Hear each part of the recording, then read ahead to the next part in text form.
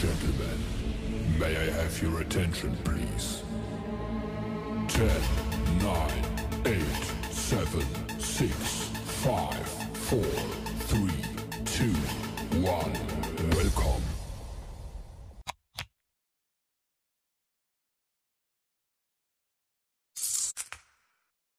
Halo sahabat semua, bertemu kembali bersama saya Ardi dalam Tembika, Temu, Bincang, dan Karir. Nah sahabat, kita masuk lagi kepada sesi bertemu dengan seseorang dan kita berbincang-bincang atas apa yang ia raih. Kali ini kita kehadiran seseorang, anak muda yang berasal dari salah satu kabupaten di Jawa Timur dengan prestasinya yang luar biasa, mengharumkan nama daerahnya bahkan sampai tingkat nasional.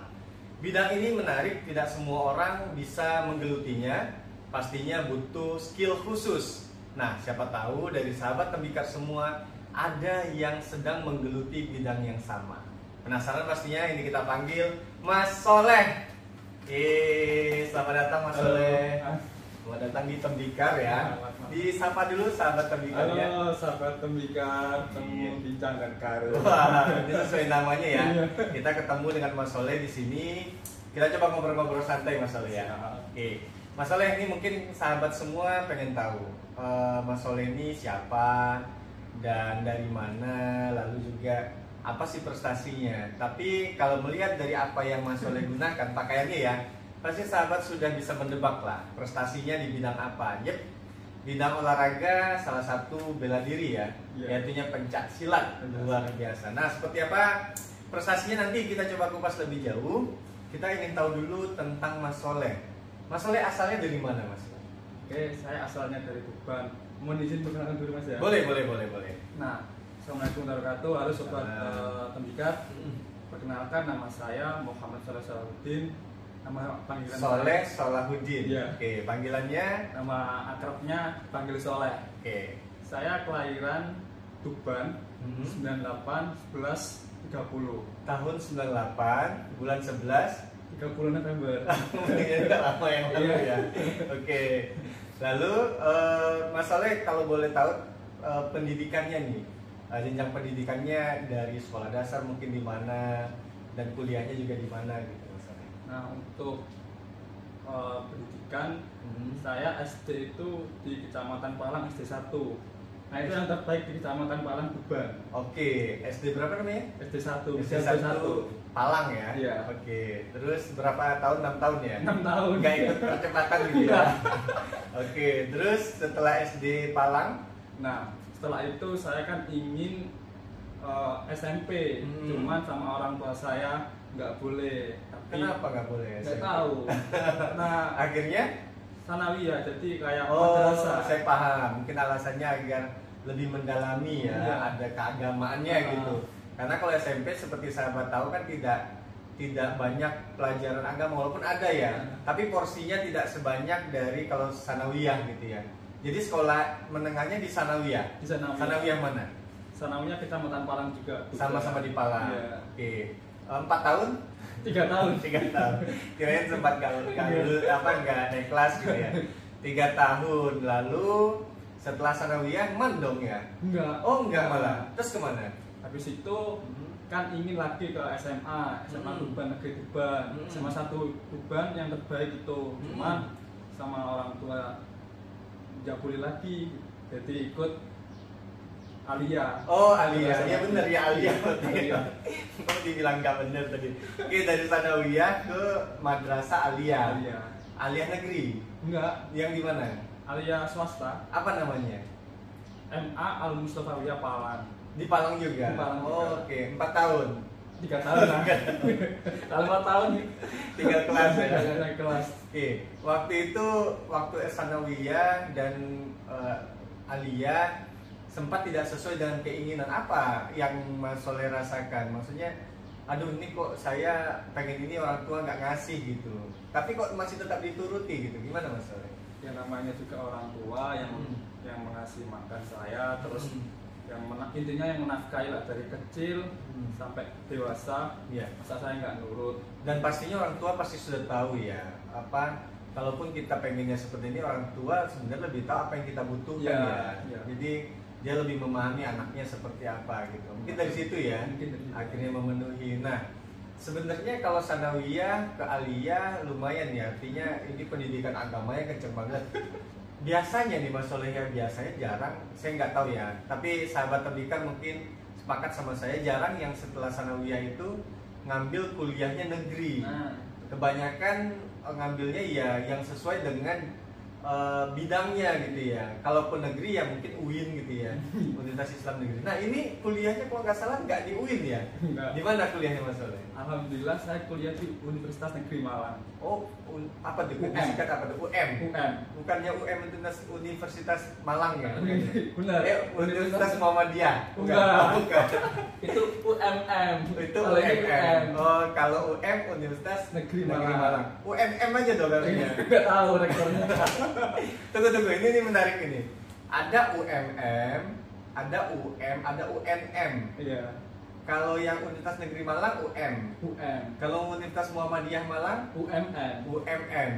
Kalau UNM nggak digunain? Kalau UNM itu Makassar, Universitas Negeri Makassar. Oh iya. Aduh ribet ya. Makanya jangan M dulu deh awalnya. Iya. Oke, pokoknya UM Universitas Negeri Malang. Jurusannya? Alhamdulillah saya mengikuti bidang saya, potensi saya, jadi saya mengambil olahraga. Oh, itu jalur tes atau jalur ini ya? Undangan ya waktu itu ya? Saya jalur SBMPTN. Oh, jadi tes ya? Tes. Oh, ngambil jurusan olahraga. Iya. Nah, sesuai dengan bidangnya katanya sahabat, karena Mas Soleh ternyata dari dulu sudah menekuni yang namanya olahraga fisik, yaitu bela diri pencaksilat. Nah, kalau boleh tahu Mas Soleh, sebelum kita tentang kuliahnya ya, silat sejak kapan?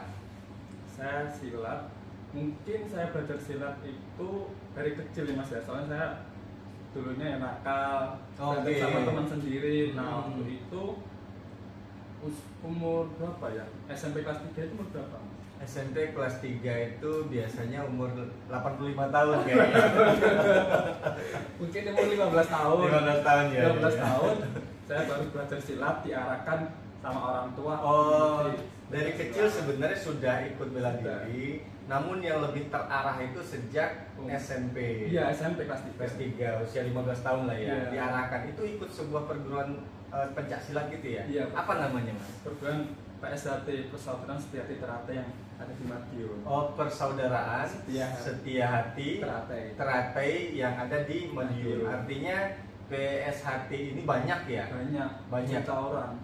Wih, dan hampir di semua daerah. Hampir semua, seluruh dunia ada. Seluruh dunia ada. Oh, saya tadi baru mau nanya di Sumatera ada nggak? Gitu. Jadi kalau seluruh dunia ada, berarti ada semua ya. Semua. Tapi di Sumatera juga ada. Ada. Wow.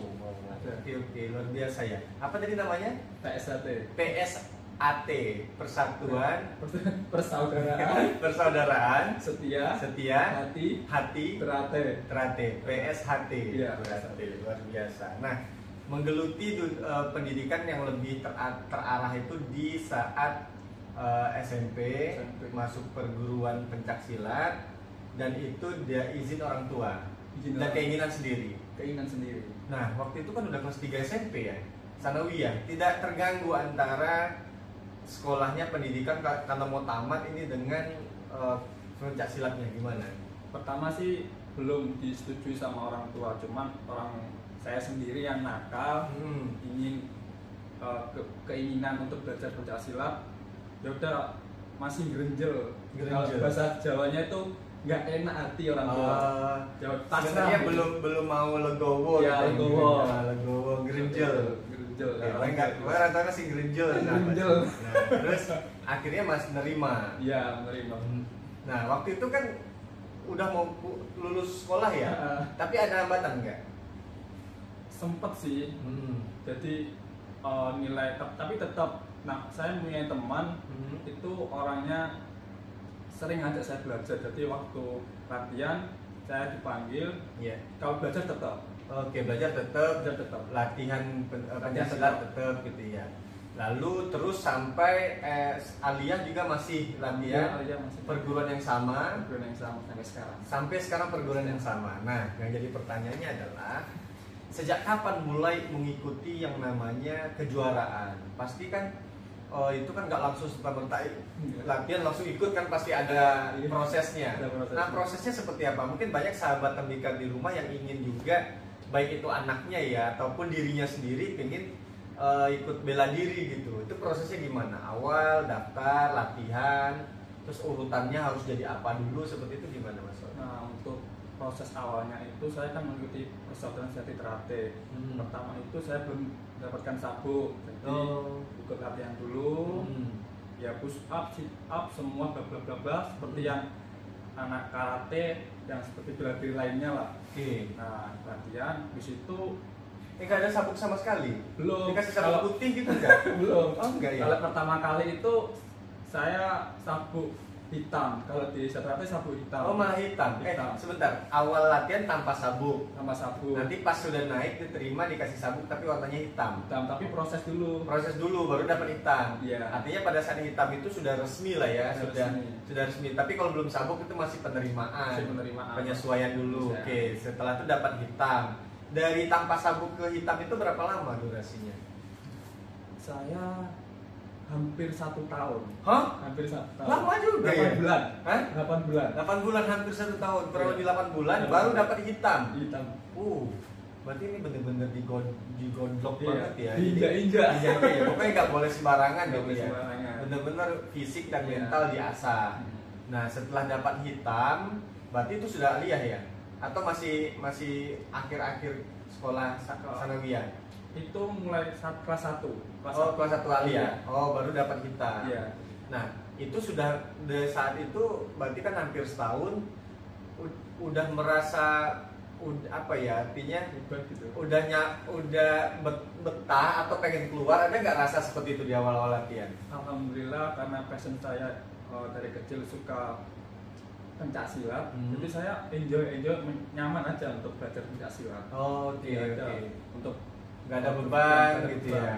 Terus di gondlok dengan fisik itu juga aman-aman aja. aman aja. Oke. Nah sampai akhirnya dapat sabuk hitam, lalu kapan mulai terpikirkan ini dulu kan pastinya kalau Mas Soleh bilang tadi pengennya karena nakal ya, pengen punya kemampuan bela diri. Nah kapan Anda terpikirkan ini ternyata bisa jadi prestasi gitu, itu pas kapan Mas?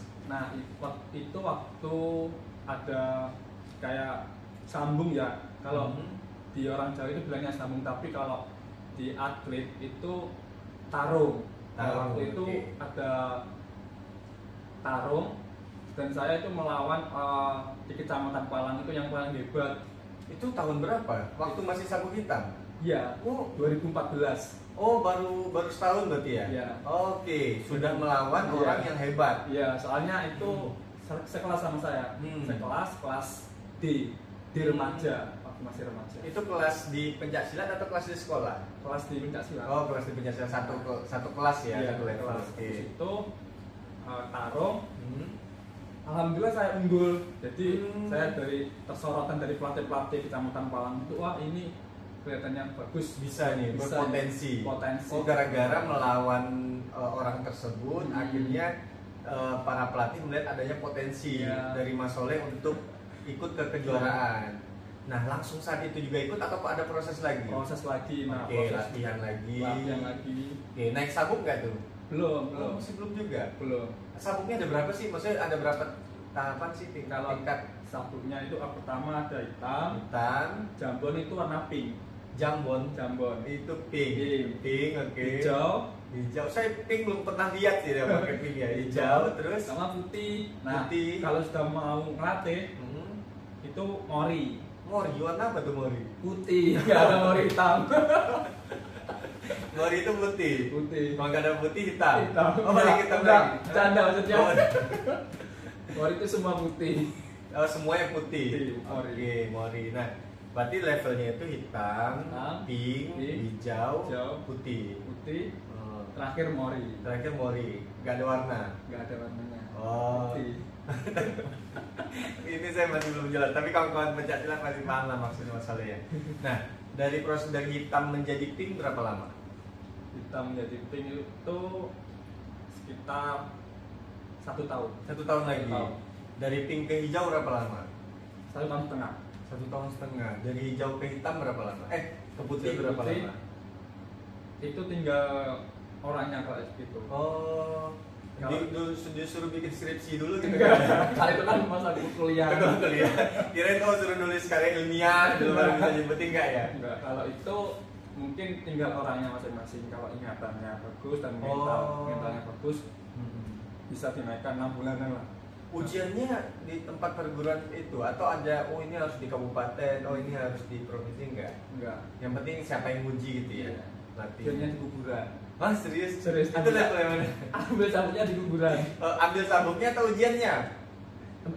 Ujian kan ambil sabuk itu. Oh ujian sabuk, ambil Iya. sabuk itu di kuburan. Iya, di kuburan. Jam berapa itu? Jam 1 malam? Pengalaman saya itu waktu ngambil sabuk hijau. Itu jam setengah 2. Setengah 2 tengah malam Jumat lagi ya? Iya. Itu malam nggak tahu. Tapi lupa. semuanya seperti itu tradisinya Iya, atau tradisinya kadang-kadang? seperti itu. Oh, tapi nggak masalah ya. Nanti sahabat semua jadi takut loh. Enggak ya? Janganlah. Nggak ada, harusnya nggak takut lah. Yang namanya mental gitu. Ya. Tantangan. Nah, itu jadi sekarang sabuknya putih. Alhamdulillah saya mori. Oh, mori, nggak berwarna. Enggak berwarna. Jadi bebas ya. Bebas. Mori kan memang putih. Mori itu putih. Buat kain kafan. Oh, itu kain kapan itu? Mori itu kain kafan. Oh, kain yang itu. Iya, tahu. Oke. Nah, mulai kejuaraan sejak kapan? Saya punya foto Iya. dokumentasinya Mas Soleh. Jangan lihat. Harus lihat. Kita lihat dulu nih. Ini ada satu yang. Nah, ini pas kapan ini? Ini kalau di sini tahunnya 2020. Iya. Tapi sebelum itu sudah ada pernah ikut kejuaraan sebelumnya, Mas? Alhamdulillah tak pernah. Nah, kalau ini pas momen kapan ini? Ini momen waktu penghargaan sebagai atlet terbaik di Kabupaten Tuban. Wow, dikasih oleh siapa? Ini Ketua KONI Tuban, Pak Mirza. Oh, di atlet terbaik. Alhamdulillah terbaik. Atlet seluruh olahraga atau pencaksilat? Pencaksilat. Oh, terbaik Kabupaten Tuban. Ini tahun 2020. 20 baru dikasih penghargaan. Terlibat guys. Lambat. Tapi sebelumnya berarti sudah banyak penghargaan ya. Alhamdulillah. Udah ikut-ikut turnamen apa aja waktu itu? Itu ini Nah, saya masih ada nih. Saya masih ada fotonya. Iya. Nah, saya nggak tahu nih. Kalau yang ini pas kapan? oh kalau ini kok dapat aja Mas Adi? Dapat saya ini punya banyak channel. Nah kalau ini di Jawa Timur. Oh, ini tingkat provinsi. Iya provinsi. Jawa Timur. Apa ini eventnya? Turnamen kejuaraan pencaksilat se-Jawa Timur. Iya Jawa Timur. Juara berapa ini, Mas? Ini alhamdulillah juara 1 dan dapat peserta terbaik di Jawa Timur. Wih. Sudah juara 1 terus pencaksilat terbaik di Jawa Timur. Iya. Wow. Ini tahun berapa nih kurang lebih? Ini kayaknya masih muda sekali. Kayaknya tahun 90 ya? 18. Bukan ya? 18. Tahun 2018. 18. Wow, tahun 2018 mewakili Kabupaten Tuban. Iya, mau ke Tuban. Dan juara 1 lalu juga Iya. peserta terbaik. Iya. Wah, Alhamdulillah. mantap ya. Nih, ada lagi satu lagi. Nah, ini pas kapan ini? Ini kemarin 2021. 2021 Iya. eventnya kejuaraan apa? Daerah nih, Mas. Daerah. Daerah. Ini IPSI. IPSI apa bedanya? IPSI itu seluruh perguruan, kalau ini interon. Oh, internal. Kalau ini seluruh perguruan. Perguruan. Jadi saingannya lebih banyak lagi dong ya. Iya. Tapi tingkat provinsi Jawa Timur. Iya. Peringkat berapa nih waktu itu? Alhamdulillah ini peringkat 1. Wih, di tengah ya. Di tengah. Oh, peringkat 1 juga. Iya, alhamdulillah. Ada nggak yang juara 3 gitu, ada nggak sih? Ada ya. Ada lah. Tapi kalau juara 3 enggak sih. Hitung-hitung juara 2 kalau saya. Juara 2 malah. Oh, tetap masuk final Iya, ya. Oh, rata-rata masuk final. Kita lihat, saya masih punya. Nah, ini kayak tapi ini jadi juara 1 juga ini ya. Iya. Ini kejuaraan Benar, nasional pencak silat apa ini? Ini kejurnas seperti jadi kejurnas mahasiswa. Oh, tingkat nasional. Iya, Oh, nasional. tentang langsung. Ini antar mahasiswa se Indonesia. Iya. Diadakan di mana nih, Mas? Ini di Solo. Oh, tuan rumah Solo waktu Solo. itu. Juara 1, juara 2-nya masih kan nggak dari mana nih? Ini dari Jakarta. Oh, Jakarta. Juara 3-nya 3 dan 4 ya. Ini Semarang. Hmm. Ini Semarang. Ini kalau nggak salah Jakarta juga. Gak ada yang orang Sumatera gitu yang menang ya, tapi Nggak ada. silat jarang sih ya. Padahal silat tuh ada juga, tapi Iya. kayak Sumatera Barat. Ada gitu ya. Sumatera, cuman waktu itu gugur. Wah, kalah mental. Tapi nggak apa-apa, kalau Sumatera harus bangkit ya, harus segera. Ini luar biasa. Saya masih ada satu lagi kalau nggak salah. Nah, ini Pomnas, Pekan Olahraga Mahasiswa Nasional ke-16 di Jakarta tahun 2019. Iya. Tapi komposisinya bukan satu ini ya. Enggak, yang 2. Tapi nggak apa-apa. Tetap mengharumkan nama Jawa Timur ini ya. Iya, Mewakili Jawa Timur di Jakarta tahun 2019. Waktu itu kenapa juara 2 Mas? Kenapa bukan juara 1? Mungkin rezeki juga kan ya. Udah capek juara 1 kali ya? Enggak ya? Capek bosen lah juara 1. Enggak. Nah, terus waktu itu ada mungkin pasti evaluasi ya. Ada kendala di mana gitu, ada masalahnya apa gitu enggak ya? Mungkin evaluasinya itu fisik saya, mungkin stamina. Stamina, terus istirahatnya juga belum teratur kan itu waktu pertandingan. Nah, waktu final itu untuk nilai poin itu kejar-kejaran, jadi dia pakai poin gitu ya? pakai poin. Jadi kalau di pencak silat itu kalau mukul nilainya 1. Oh, kalau mukul 1. Kalau nendang jelas itu nilainya 2. Nendang terus aja kalau gitu ya? Wow. Terus yang 3 ada nggak? Yang 3 ada guntingan. Apa? Guntingan. Gunting terus gitu boleh? Ya, bawa gunting. Bawa gunting gitu ya? Terus yang ada lagi yang bantingan. Bantingan malah itu yang paling banyak nilainya, 1+3. Sudah dapat 3, dapat 1 lagi, jadi 4 gitu ya. Oh, jadi waktu itu kejar-kejaran nilai. Kejaran nilai. Selisihnya tipis atau gimana waktu itu? Tipis banget. Kan banget. waktu itu 16-17, 3-2 poinnya kalah saya. Oke, jadi tahun 2019, akhirnya tahun 2020 dikasih penghargaan tadi ya oleh KONI ya. Ketua KONI Pak Ketua Mirza. KONI Kabupaten Tuban atas banyaknya prestasi yang sudah kita lihat ya. Nah, yang ini ya. Iya. Atas prestasi itu banyak sudah mengharumkan nama. Ternyata bukan hanya Tuban ya, tapi juga Jawa Timur. Jawa Timur, alhamdulillah. Tapi belum mewakili Indonesia gitu Mas ya. Nah, kemarin yang pertandingan di Solo, yang ini ya. Ya, yang di Solo ini kan kalau juara 1 itu mewakili pertandingan di Belgia. Oh, harusnya Cuman kan pas COVID. enggak, bukan. kan Masih 18. Oh, di 18 ya. 18, tapi pas kapan itu? Pas waktu itu mungkin kan nggak tahu ya namanya, kan harus berpikir positif terus. Kalau di pengurusan saya nggak tahu juga ada alasan apa gitu masalah ya.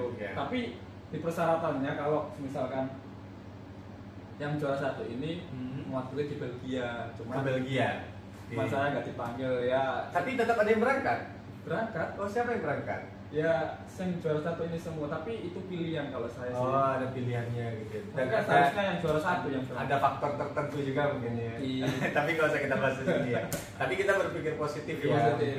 Mungkin ada baiknya memang seperti itu. Siapa tahu ya kalau Mas Soleh berangkat mungkin ada sesuatu yang tidak diinginkan. Jadi banyak hal positif. Ya, lebih baik mungkin tidak berangkat pada saat itu gitu. Nah, Mas Soleh, banyak prestasi Mas Soleh sebenarnya yang sudah diraih. Namun selain ini, saya dapat kabar ya, dapat info-info pada saat kuliah Mas Soleh pernah menang ini. Jadi ternyata tidak hanya aktif di pencak silat saja nih sahabat tembikar ya Mas Soleh ini, tapi juga ada Duta Pemuda Putra. Apa ini? Apa ini Mas? Duta Pemuda Kabupaten Tuban. Event apa ini? Nah, ini waktu tahun 2020 waktu Covid kan ini. Oh, pas Covid ya, ini pakai face shield ya. Waktu Covid, nah Kabupaten Tuban itu mengadakan lomba untuk mencari pemuda-pemuda yang kreatif. Nah, waktu itu saya iseng-iseng daftar. Malah menang ya? Iya. Ini di Kabupaten Tuban. Kabupaten Tuban. Waktu itu eventnya berarti yang dinilai adalah prestasi, keaktifan gitu ya. Jadi waktu kuliah Mas Soleh ngambil jurusan olahraga, aktif di mana aja Mas waktu itu? Alhamdulillah waktu kuliah saya aktif, saya juga asdos. Asdos juga. Yalah orang ini ya jago olahraganya, jago sekali ya. Asdos, terus saya melatih nge-gym.